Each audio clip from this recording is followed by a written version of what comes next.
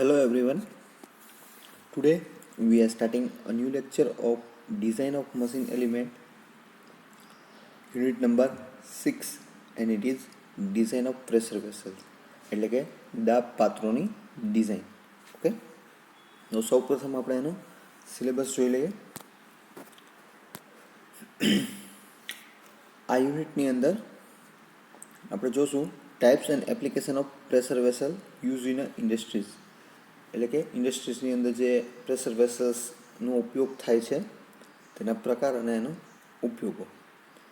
State the range of pressure also, એની pressure range છે એને પણ ડિફાઇન કરશું. સેકન્ડ પોઈન્ટ છે design of thick and thin cylinder with numerical example, એટલે કે જે પ્રેશર વેસલ્સ છે એને બે કેટેગરીમાં ડિવાઈડ કરવામાં આવે છે, એક થિન સિલિન્ડર અને એક થિક સિલિન્ડર. બંનેની ડિઝાઇન પ્રોસિજર જોશું, એના ફેલિયર ઇક્વેશન જોશું અને એના એક્ઝામ્પલ જોવાના છે. અને લાસ્ટમાં છે design of thin spherical cell with numerical example. Spherical એટલે કે એનો શેપ અલગ હોય છે, એના પણ એક્ઝામ્પલ જોશું. એટલે બહુ નાનું ચેપ્ટર છે, 7 થી 8 માર્ક્સનું જીટીયુનું વેટેજ છે. ઓકે, અને એક એક્ઝામ્પલ અને એક છે એ થિયરી ક્વેશ્ચન છે, આમાંથી પૂછાતો હોય છે. તો આપણે આગળ વધીએ. સૌપ્રથમ જોઈએ ઇન્ટ્રોડક્શન. તો ઇન્ડસ્ટ્રીઝની અંદર એકોર્ડિંગ ટુ નીડ એટલે કે જરૂરિયાત પ્રમાણે વિવિધ પ્રકારના પ્રેશર વેસલ્સ છે એનો ઉપયોગ થતો હોય છે, જોવામાં આવે છે. જેમ કે water tank, oil storage tank, boiler છે, કન્ડેન્સર છે વગેરે છે, એ બધા પ્રેશર વેસલ્સ તરીકે આપણે કન્સિડર કરી શકીએ. આવા પ્રેશર વેસલ્સમાં પ્રવાહી એટલે કે લિક્વિડ અથવા તો ગેસને પ્રેશર ઓછા પ્રેશરે અથવા તો વધુ પ્રેશરે સંગ્રહ કરવાનો એટલે કે સ્ટોરેજ કરવામાં આવે છે તથા પ્રોસેસ કરવામાં આવતી હોય છે.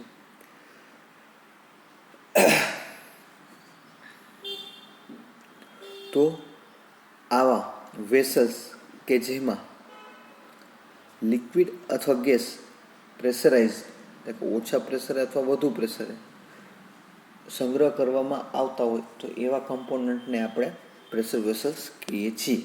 તો ડેફિનેશન આપણે આપી શકીએ કે pressure vessels is a vessel which is use to storage high or moderate pressure with liquid or gas, એટલે કે લિક્વિડ અથવા ગેસના સ્ટોરેજ માટે ઓછા અથવા વધુ પ્રમાણના પ્રેશરે સ્ટોરેજ કરવા માટે વપરાતા મિકેનિકલ કમ્પોનન્ટને આપણે પ્રેશર વેસલ કહી શકીએ.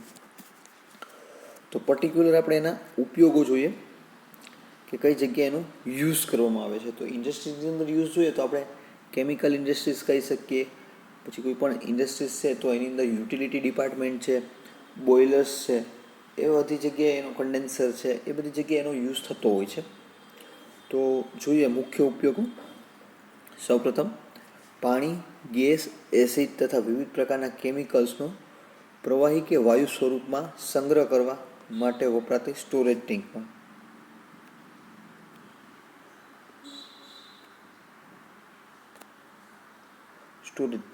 સેકન્ડ છે બોઇલર, હીટ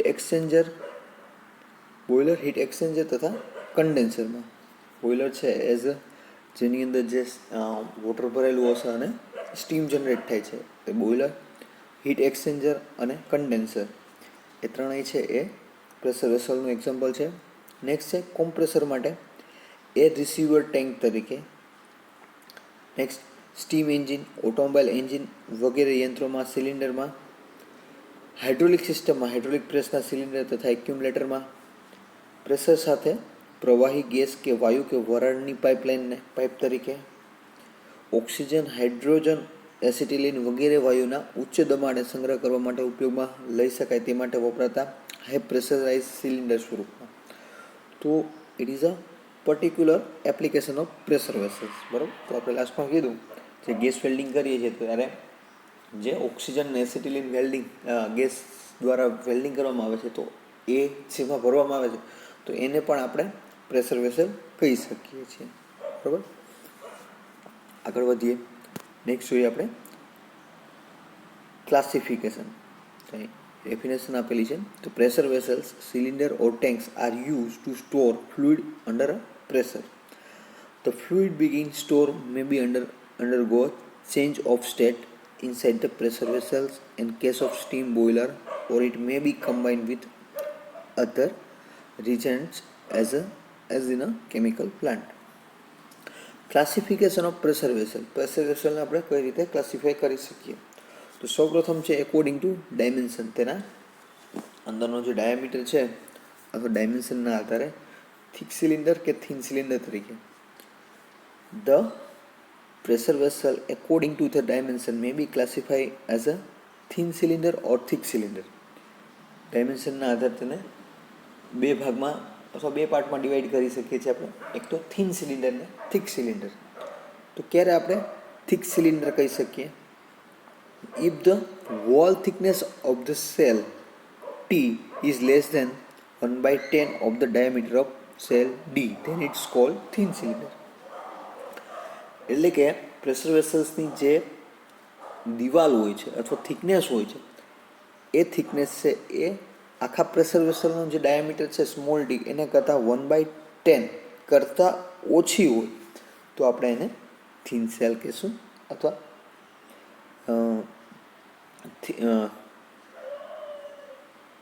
થિન સેલ કહેવામાં આવે છે. અને જો તે રેશિયો અથવા D/T રેશિયો કહેવામાં આવે, ડાયામીટર ટુ થિકનેસ રેશિયો 10 કરતાં ઓછો હોય તો થિક સિલિન્ડર કહેવામાં આવે છે, અને 10 કરતાં વધુ હોય તો તેને થિન સિલિન્ડર કહેવામાં આવે છે. સેકન્ડ છે પ્રેશર વેસલના બાહ્ય આકારના આધારે એકોર્ડિંગ ટુ જીઓમેટ્રિકલ શેપ. તમે ફિગરની અંદર જોઈ શકો છો. નળાકાર એટલે કે સિલિન્ડ્રિકલ, સ્ફેરિકલ, કોનિકલ અને ઇલિપ્ટિકલ. બાહ્યનો આકાર કેવો છે, બહારનો આકાર કેવો છે એકોર્ડિંગ ટુ જીઓમેટ્રિકલ શેપ એના પ્રકાર પાડવામાં આવે છે 4: સિલિન્ડ્રિકલ ટાઈપ, સ્ફેરિકલ, કોનિકલ અને ઇલિપ્ટિકલ. નેક્સ્ટ છે according to and condition of pressure vessel, એટલે કે છેડાની કન્ડિશન કેવી છે એ. તો એની અંદર છે ઓપન એન્ડેડ પ્રેશર વેસલ્સ અને ક્લોઝ એન્ડેડ પ્રેશર વેસલ્સ. બરાબર. તો ઓપન એટલે કે એક છેડો ખુલ્લો હોય. તો એક છેડો કેની અંદર ખુલ્લો હશે? તો કે સિલિન્ડરની અંદર. પિસ્ટન સિલિન્ડર આપણે લઈએ, સ્ટીમ એન્જિન અથવા તો આઈસી એન્જિન, તો એનું સિલિન્ડર આપણે જોઈએ તો એનો એક છેડો ખુલ્લો હોય છે અને એક છેડો બંધ હોય છે. તો એને આપણે ઓપન એન્ડેડ કહી શકીએ. તો ઓપન એન્ડેડ પ્રેશર વેસલ દાખલા તરીકે પિસ્ટનવાળો સિલિન્ડર, અને ક્લોઝ એન્ડેડ પ્રેશર વેસલ્સ દાખલા તરીકે air compressor, receiver, tank. Okay. Next છે પ્રેશર વેસલના છેડાના કવરના આકારના આધારે according to shape of the end head. બરાબર. આ જે છેડાનો આકાર છે એના આધારે એના પ્રકાર પાડવામાં આવે છે. જે છે એમાં છે ફ્લેટ હેડેડ એટલે કે સીધો, flat headed, straight, sorry. Next છે કોન્વેક્સ હેડ, એક છે ફ્લેટ હેડેડ, સેકન્ડ છે કોન્વેક્સ હેડેડ અને ત્રીજું છે ડિસ હેડેડ. બરાબર. ફ્લેટની અંદર શું હશે? તો કે ત્યાં પ્લેટથી બોલ્ટિંગ કરેલું હશે. પ્લેટથી એટલે કે ત્યાં ફ્લેંજ હશે એની સાથે બોલ્ટિંગ કરેલું હશે ફ્લેટ હેડેડમાં. સેકન્ડ કીધું એ છે કોન્વેક્સ. તો અહીંયા તમે જોઈ શકો છો આ કોન્વેક્સ, એનો જે આકાર છે એ કોન્વેક્સ ટાઈપનો છે. અને થર્ડ છે એ ડિસ એન્ડેડ. બરાબર. જેની અંદર આ રીતની ડિશ લગાવેલી હશે. તો એ આધારે એના 3 પ્રકાર પડે છે. નેક્સ્ટ છે according to direction of fluid pressure acting on the wall of pressure, wall of pressure. બરાબર. વેસલની દિવાલ ઉપર લાગતા ફ્લુઇડના દબાણની દિશાના આધારે. બરાબર. ક્યારેક એવું હોઈ શકે કે ઇન્ટરનલ, નોર્મલ કેસીસની અંદર ઇન્ટરનલ પ્રેશર લાગતા વેસલ્સ હોય છે. દાખલા તરીકે આપણે એર રિસીવર ટેન્ક છે, બોઇલર છે વગેરે, કે જેની અંદર આપણે હીટિંગ આપીએ છીએ વોટરને, તો એની અંદર સ્ટીમ જનરેટ થાય છે. એટલે કે તેની અંદર પ્રેશર વધે છે, તો એ pressure vessel subjected to internal pressure. અને સેકન્ડ, એક્સટર્નલ પ્રેશર વેસલ્સ એટલે કે બહારની સાઈડથી તેની ઉપર છે એ પ્રેશર લાગતું હોય છે, જે ટેન્ક છે એની ઉપર, તો એને કહેશું pressure vessel subjected to external pressure. Next છે તેની વર્કિંગ કન્ડિશન અથવા તો કામગીરીના આધારે, according to working condition or service condition, એટલે કે આપણે કઈ જગ્યાએ એનો ઉપયોગ કરીએ છીએ. દાખલા તરીકે અનફાયર્ડ પ્રેશર વેસલ્સ, દાખલા તરીકે compressor, air receiver tank, storage tank વગેરે. અને સેકન્ડ છે ફાયર્ડ પ્રેશર વેસલ્સ, એની અંદર બોઇલર, બરાબર, જેને આપણે હીટ આપીએ છીએ, તો એને બોઇલર, અને હીટ નથી આપતા અનફાયર્ડ, તો એમાં છે compressor, air receiver tank, storage tank વગેરે. અને લાસ્ટમાં છે according to type of joint use for the fabrication of vessel, એટલે કે તેનું ફેબ્રિકેશન કઈ પ્રોસેસના આધારે કરવામાં આવ્યું છે એના આધારે. તો એમાં છે રિવેટેડ જોઈન્ટ એટલે રિવેટ પ્રેશર વેસલ્સ અને વેલ્ડેડ પ્રેશર વેસલ્સ. હવે જોયું હશે બોઇલર છે તેનું બોઇલર છે અથવા તો તે ટેન્ક છે મે બી વેલ્ડેડ દ્વારા એનું ફેબ્રિકેશન કરવામાં આવ્યું છે અથવા તો રિવેટ દ્વારા છે એ જોઈન્ટ કરવામાં આવ્યું છે. તો આ થઈ ગયું ક્લાસિફિકેશન ઓફ પ્રેશર વેસલ. તો આ પણ એક અગત્યનો ક્વેશ્ચન છે જીટીયુ માટે, કે ડિફાઇન અથવા પ્રેશર વેસલ શું છે તેના પ્રકાર જણાવો. નેક્સ્ટ આપણે આગળ વધીએ તો છે પ્રેશર વેસલ્સની આપણે જ્યારે ડિઝાઇન કરશું તો પહેલાં આપણે થિન સિલિન્ડરની ડિઝાઇન જોશું.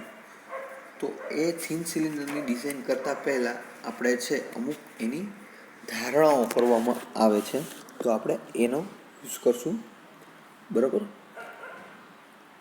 તો થિન સિલિન્ડર કેને કીધું, જ્યારે D/T રેશિયો 10 કરતાં ઓછો હોય ત્યારે આપણે થિન સિલિન્ડર કહીએ છીએ. જ્યારે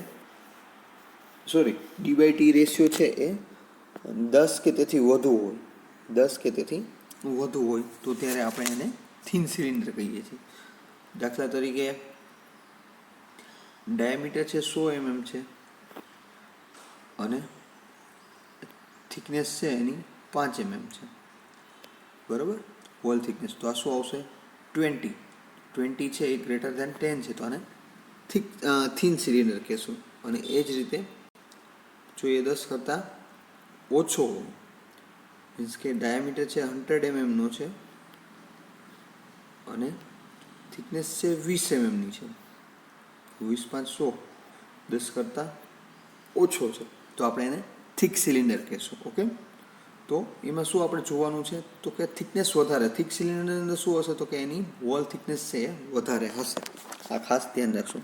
તો સૌ પ્રથમ આપણે શરૂઆત કરીએ છીએ થિન સિલિન્ડરની, જેનો D/T રેશિયો છે એ 10 કે 10 કરતાં વધુ હોય છે. તો એના માટે કરવામાં આવતી ધારણાઓ, એઝમ્પશન છે એ જોઈએ આપણે સૌપ્રથમ. તો સિલિન્ડરની દિવાલોની કર્વેચર ઇફેક્ટ નિગ્લેક્ટ કરવામાં આવે છે, બરાબર. જે સિલિન્ડર છે એની ડિઝાઇન કરેલી છે તો સર્ક્યુલર અથવા એને જે શેપ આપેલો છે એનો કર્વેચર છે એને આપણે નિગ્લેક્ટ કરીએ છીએ. સિલિન્ડરની દિવાલોમાં ઉદ્ભવતા સ્ટ્રેસની વહેંચણી યુનિફોર્મ કરવામાં આવે છે અથવા યુનિફોર્મ ગણવામાં આવે છે, બરાબર. જે સ્ટ્રેસ જનરેટ થાય છે બધી દિશામાં સરખો જનરેટ થાય છે. અને ત્રીજું છે સિલિન્ડરના છેડાઓ ઉપર આવેલી હેડની રિસ્ટ્રેનિંગ ઇફેક્ટને નિગ્લેક્ટ કરવામાં આવે છે. એટલે કે લાસ્ટમાં એના ઉપર જે છેડા છે, આપણે કીધું ફ્લેટ એન્ડેડ છે, કોન્વેક્સ છે વગેરે, તો એની ઉપર આફ્ટર પ્રોસેસિંગ ફેબ્રિકેશન તેને રિસ્ટ્રેન કરવામાં આવે છે. નો ઇફેક્ટ છે એને નિગ્લેક્ટ કરીશું. ઓકે, તો આ રીતે છે એ થિન સિલિન્ડરની ડિઝાઇન કરતાં પહેલાં એની ધારણાઓ કરવામાં આવે છે. તો આપણે જોઈએ હવે એના ફેલિયર ઇક્વેશન. થિન સિલિન્ડર માટે ફેલિયર ઓફ સિલિન્ડ્રિકલ સેલ અથવા થિન સિલિન્ડ્રિકલ સેલ. તો છે સૌ પ્રથમ છે જે પ્રેશર વેસલ છે એ બે રીતે ફેલ થઈ શકે છે, તમે જોઈ શકો છો. સૌ પ્રથમ છે failure of cylindrical shell along the longitudinal section, બરાબર. લોન્જિટ્યુડનલ સેક્શન અને બીજું છે failure of cylindrical shell along the transverse section. આની અંદર શું થાય તો સૌ પ્રથમ કેસની અંદર શું થશે, પ્રેશર વેસલ્સના બે ફાડા થઈ જશે. બરાબર, તમે જોઈ શકો છો પ્રેશર વેસલ્સના બે પાર્ટ થઈ જાય છે. અને બીજાની અંદર શું છે તો કે પ્રેશર વેસલ્સનું ફેલિયર એ રીતે થાય છે કે બે પોતે અલગ સિલિન્ડર બની જાય છે. બરાબર, તો આ બે રીતે મુખ્ય રીતે છે એ ફેલિયર પોસિબલ છે, જેને કહેવામાં આવે છે સર્કમફરન્શિયલ ફેલિયર અને લોન્જિટ્યુડનલ ફેલિયર. બરાબર, જો if it may fail along the longitudinal section, એને કહેવામાં આવે છે સર્કમફરન્શિયલ, splitting the cylinder into two throats as shown in figure 1. બરાબર, બે ભાગ થઈ જાય છે સિલિન્ડરના. બરાબર, તો એ સ્ટ્રેસ અથવા એ ફેલિયરને સર્કમફરન્શિયલ ફેલિયર કહેવામાં આવે છે. સેકન્ડ છે it may fail across the transverse section. Transverse સેક્શનમાં જે ફેલ થાય છે એટલે શું કહેવાય એને, longitudinal, splitting the cylinder into two cylinder shell. બરાબર, એ બે સિલિન્ડર સેલની અંદર છે એને ડિવાઈડ કરી દે છે. તો આ રીતે જે છે એ થિન સિલિન્ડરનું ફેલિયર થાય છે. નેક્સ્ટ આપણે જોઈએ હવે એના ઇક્વેશન, કે ફેલિયર ઇક્વેશન કઈ રીતે કાઉન્ટ કરવા. તો ગુજરાતીમાં તમારી બુકની અંદર આપેલા છે આ સર્કમફરન્શિયલ અને લોન્જિટ્યુડનલ ફેલિયર, જેની અંદરની ડિરેક્શનની અંદર જે પ્રેશર છે એના લીધે શું થતું હશે તો કે પાર્ટ પાડશે. તો એને સપોર્ટ કોણ કરશે તો કે એની થિકનેસ ટી, એની લંબાઈ એલ અને ડાયામીટર ડી. આ એના સપોર્ટમાં રહેશે અથવા તો એની જે સ્ટ્રેન્થ હશે એના આધારે હશે. ઓકે, અહીંયા પણ તમે જોઈ શકો છો. અથવા તો ફેલિયર અથવા તો ક્યારેક સ્ટ્રેસ પૂછે છે, તો જે પેલો કેસ છે આપણે એને લઈએ તો એને કહેવામાં આવે છે સર્કમફરન્શિયલ અથવા તો હૂપ સ્ટ્રેસ. બરાબર, જે શું કરે છે તો કે સિલિન્ડરને બે પાર્ટમાં ડિવાઈડ કરી નાખે છે, બે ફાડા થઈ જાય છે એ કહી શકાય. તો consider a thin cylinder shell subject to internal pressure P, એટલે કે આ એક સિલિન્ડર છે જેની અંદરની સાઈડ જે ફ્લુઇડનું પ્રેશર છે એ પી છે, as shown in figure, and a tensile stress acting in the direction of tangential circumferences is called circumferential or hoop stress. In other words, it is the tensile stress longitudinal section on the cylinder wall. જે શું કરે છે તો કે તમે જોઈ શકો છો કે પી છે બધી દિશામાં સરખું લાગશે. તો આપણે એક્સ દિશાને કન્સિડર કરીએ તો કેવું લાગે છે તો કે બહારની દિશાઓમાં ખેંચશે, એટલે કે ટેન્સાઇલ સ્ટ્રેસ લાગે છે. બરાબર, ખેંચાણ બળ લાગે છે અંદરની સાઈડ, જે શું કરશે તો કે એને બે પાર્ટમાં ડિવાઈડ કરશે. તો આ ટેન્સાઇલ સ્ટ્રેસને શું કહેવામાં આવે છે તો હૂપ સ્ટ્રેસ, જે સ્ટ્રેસ જનરેટ થાય છે એને હૂપ સ્ટ્રેસ અથવા તો સર્કમફરન્શિયલ સ્ટ્રેસ કહેવામાં આવે છે. તો બીજા પેરામીટર ક્યાં છે તો કે એનો ડાયામીટર છે સ્મોલ ડી છે અને એની વોલ થિકનેસ છે એ ટી છે. તો હવે આપણે એનું ઇક્વેશન જોઈએ, જે છે કે P is equal two intensity of pressure, જે ન્યૂટન પર mm સ્ક્વેરની અંદર હશે. D is the internal diameter of cylinder cell. ખાસ ધ્યાન રાખજો ઇન્ટરનલ ડાયામીટર છે mm.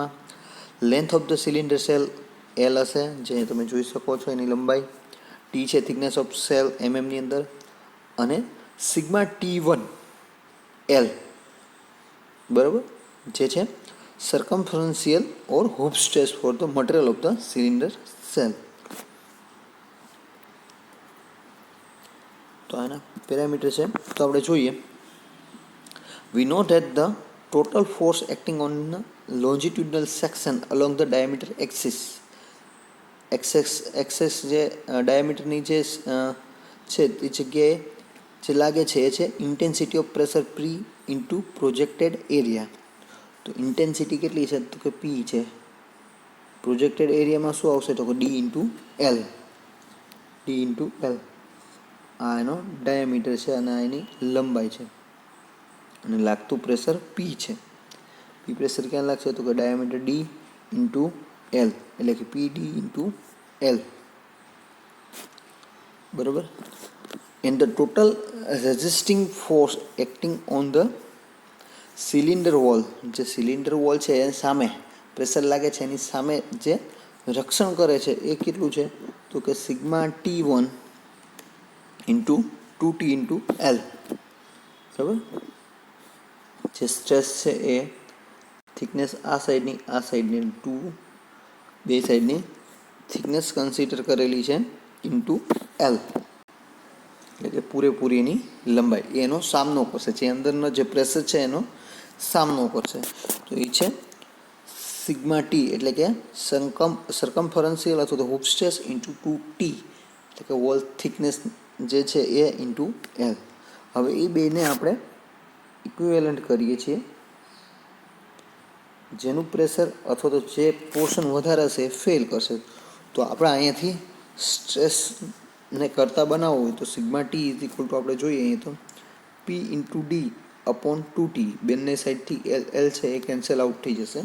તો આપણને અહીંયા હૂપ સ્ટ્રેસ છે એની વેલ્યુ મળશે. હૂપ સ્ટ્રેસની વેલ્યુ કેટલી હશે, તો કે sigma T L is equal two P into D, એટલે કે pressure into diameter upon 2T.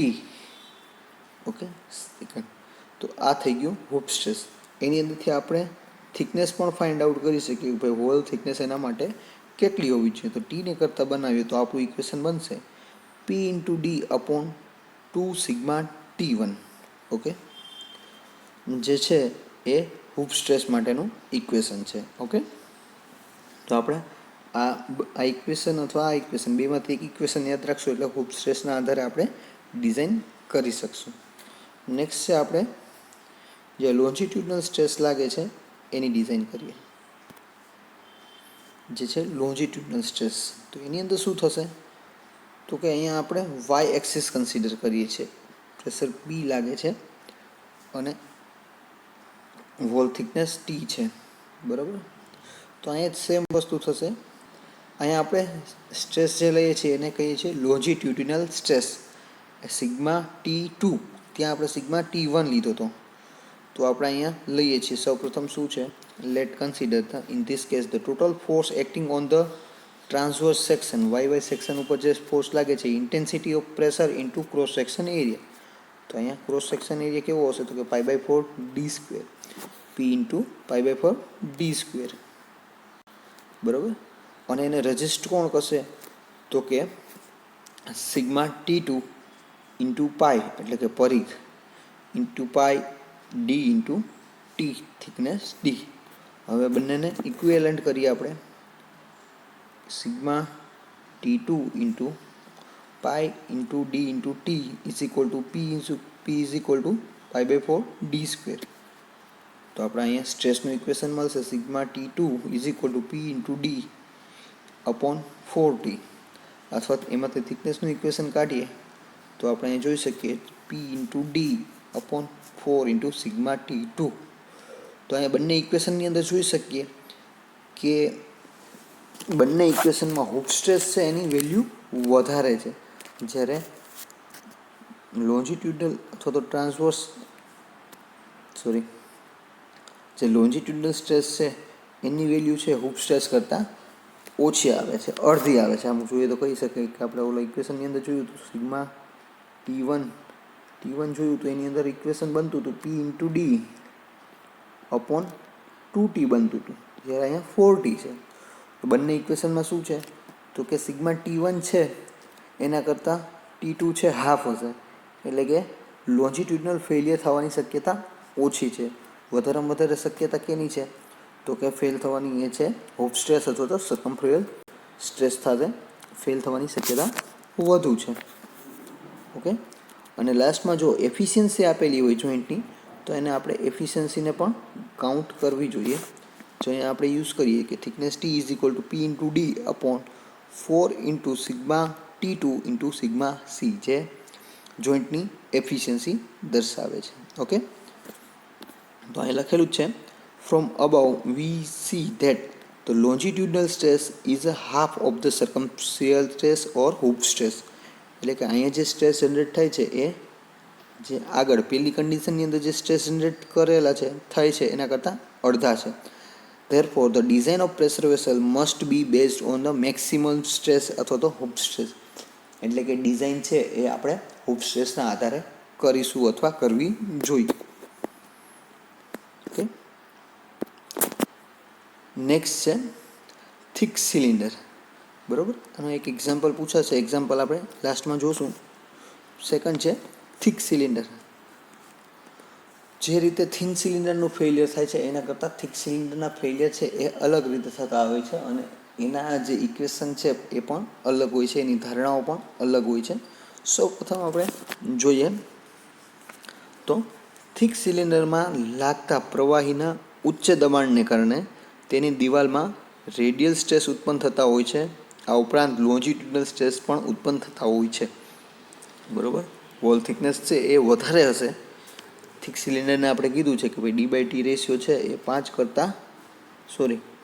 કરતાં ઓછો હોય છે, ત્યારે આપણે એને થિક સિલિન્ડર કહીએ છીએ. તો એની વોલ થિકનેસ વધારે હશે. તો અહીંયા જે વોલની જે થિકનેસ છે એની અંદર જે સ્ટ્રેસ જનરેટ થાય છે એની વહેંચણી કરવામાં આવે છે, અથવા તો એ સમજાવેલા છે જે ટેન્જેન્શિયલ સ્ટ્રેસ છે અને રેડિયલ સ્ટ્રેસ છે. તો કઈ રીતે છે? તો સૌપ્રથમ જોઈએ કે થિન સિલિન્ડરની ડિઝાઇનને કારણે કરેલ ધારણા મુજબ તેમાં ઉત્પન્ન થતા ટેન્સાઇલ સ્ટ્રેસ તેની દિવાલના આડછેદના સમાન રીતે વહેંચાયેલા હોય છે, પરંતુ થિક સિલિન્ડરમાં આ પ્રકારની ધારણા થતી નથી. થિક સિલિન્ડરની દિવાલોમાં સ્ટ્રેસની વહેંચણી એક સમાન હોતી નથી. આકૃતિમાં બતાવ્યા મુજબ હૂપ સ્ટ્રેસ અથવા તો ટેન્જેન્શિયલ સ્ટ્રેસ ટેન્સાઇલ હોય તથા તેનું મહત્તમ મૂલ્ય સિલિન્ડરની અંદરની સપાટી ઉપર લઘુત્તમ મૂલ્ય અને મહત્તમ મૂલ્ય તેની અંદરની સપાટી ઉપર તથા લઘુત્તમ મૂલ્ય તેની બહારની સપાટી ઉપર હોય છે. તમે ફર્સ્ટની અંદર જોઈ શકો છો, હૂપ સ્ટ્રેસનું કીધું છે σT1. બરાબર, તો અહીં સ્ટ્રેસનો ગ્રાફ ડ્રો કરેલો છે. એટલે કે આપણે એક્સિસને જોઈએ તો બહારની સપાટી છે ત્યાં ઓછો સ્ટ્રેસ જનરેટ થશે, અંદરની સપાટી છે વધારે સ્ટ્રેસ જનરેટ થશે. શું કામ? તો કે અંદરની સાઈડ પ્રેશર વધારે લાગે છે. બરાબર, અને એ જ રીતે જે રેડિયલ સ્ટ્રેસ લાગે છે એ અંદરની બાજુએ મેક્સિમમ હશે અને બહારની બાજુએ 0 હશે અથવા તો મિનિમમ હશે. બરાબર, તો આ રીતે બંને સ્ટ્રેસની ડિસ્ટ્રીબ્યુશન કરવામાં આવે છે. પાછું એક રિવાઇઝ કરું છું. ટેન્જેન્શિયલ સ્ટ્રેસ અથવા હૂપ સ્ટ્રેસ કેવા હોય છે?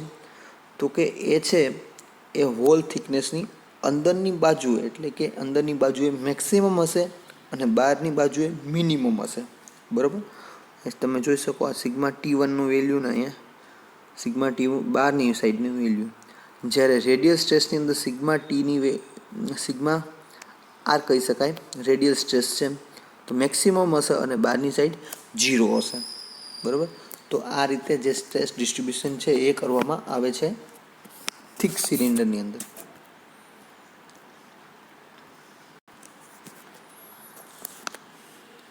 અને થિક સિલિન્ડરની ડિઝાઇન માટે જે ઇક્વેશન યુઝ કરવામાં આવે છે છેલ્લે, એના માટે ઘણી બધી જે છે એ ઇક્વેશનનો યુઝ કરવામાં આવે છે. એમાંથી આપણા બુકની અંદર જે લામીસ થિયરમ છે એના આધારે જે ઇક્વેશન આપણને મળે છે તો એ આપણે ફાઇન્ડ આઉટ કરવા માટે યુઝ કરશું. એ છે T=R બ્રેકેટની અંદર σT × P અંડરરૂટની અંદર upon σT - P - 1 bracket over. આ ઇક્વેશનનો યુઝ કરીને આપણે થિક સિલિન્ડરની ડિઝાઇન કરીશું. ઓકે, સાથે સાથે એક એક્ઝામ્પલ આપેલો છે થિક સિલિન્ડરનો. એક્ઝામ્પલ એ જોઈએ આપણે. A closed ended cast iron cylinder of 200 mm inside diameter is carry a internal pressure of 10 Nm/mm² with a permissible stress 18 MPa. Determine the wall thickness by means of Lami's and the maximum shear stress equation. What the result would you use? Give the reason for your conclusion. બરાબર, તો અહીંયા લામી થિયરમના આધારે અને maximum સ્ટ્રેસના આધારે ઇક્વેશનના આધારે જે છે એની થિકનેસ છે ફાઇન્ડ આઉટ કરવાની છે. તો આપણા જે સિલેબસમાં છે એ પ્રમાણે આપણે લામીસ થિયરમનું ઇક્વેશનનો યુઝ કરશું. તો આપણને અહીંયા આપેલું છે diameter D, inside diameter DI 200 mm અથવા તો આરઆઈ કહીએ તો આપણે રેડિયસ 100 mm કરશું. પી છે ન્યૂટન, 10 ન્યૂટન પર mm સ્ક્વેર એમને રાખશું. સિગ્મા ટી એટલે કે સ્ટ્રેસ જે છે એ 18 મેગાપાસ્કલ અથવા તો 18 ન્યૂટન પર mm સ્ક્વેર. એકોર્ડિંગ ટુ લામીસ ઇક્વેશન, લામીનું ઇક્વેશન હમણાં જ આપણે જોયું એ T is equal to r i બ્રેકેટની અંદર અંડર રૂટની અંદર sigma T plus P upon sigma T minus P minus 1 bracket over. તો આપણે લખીએ છીએ બધી વેલ્યુ. આર છે એ 100 બ્રેકેટની અંદર અંડર રૂટમાં છે સિગ્મા ટી. સિગ્મા ટી છે 18 છે, મિસ્ટેક છે, 80 લખેલા છે, અહીંયા 18 આવશે. 18 plus 10 18 minus 10 minus 1 bracket over complete. એનું સોલ્યુશન આપશું તો આપણને મળશે થિકનેસ 87 mm. ઓકે, અને આ ખાસ ધ્યાન રાખજો, થિક સિલિન્ડર છે એટલે કે અહીંયા જો ડાયામીટર છે એ કેટલો આપેલો છે 200 આપેલો છે, તો 200 છેદમાં 87 કરશો તો એ 10 કરતાં ઓછો જ આવવો જોઈએ.